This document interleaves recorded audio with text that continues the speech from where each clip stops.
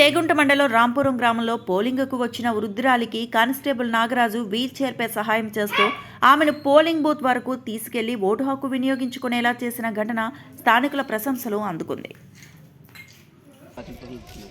చాలా మంది పెడుతున్నారు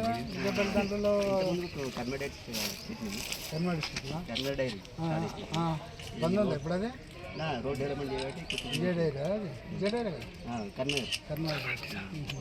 ఇప్పుడు ఓకేనా?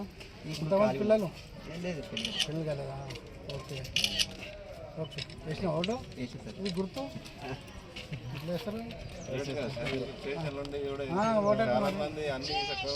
రారు రారు. ఓకే కంగ్రెస్ అదే మంచిగా వచ్చింది. ఓకే ఓకే ఓకేనా? ఈరోజు మెదక్ జిల్లాలో సెకండ్ ఫేజ్ గ్రామ పంచాయతీ ఎన్నికలు ఉదయం 7 గంటల నుంచి ఇప్పటి వరకు ప్రశాంతంగా జరిగింది. మెదక్ జిల్లాలో 8 మండలాలు, 142 గ్రామ పంచాయతీలు, 1034 వార్డ్స్లో ఉదయం 7 గంటల నుంచి ఇప్పటి వరకు ప్రశాంతంగా ఓటింగ్ జరిగింది. చాలామంది ఓటర్సు ఉదయమే వచ్చి చాలామంది వచ్చి ఓటు హక్కును వినియోగించుకున్నారు. వార్డు మెంబర్స్కు, తర్వాత సర్పంచ్కు. ఎందుకంటే చాలా రోజుల తర్వాత 2019లో జనవరిలో అప్పుడు ఎలక్షన్ జరిగినాయి.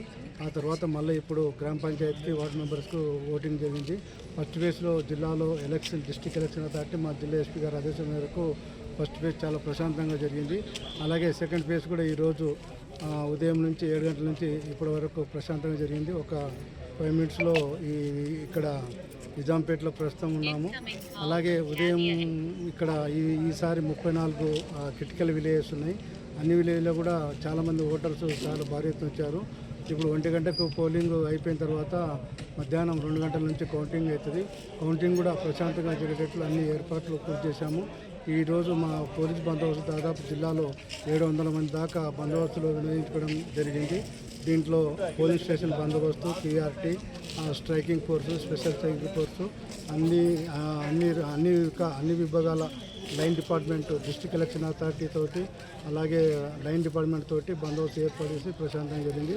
అలాగే సెకండ్ ఫేజ్లో కౌంటింగ్ కూడా ప్రశాంతంగా జరిగేట్లు అన్ని బందోబస్తు ఏర్పాటు చేశాం.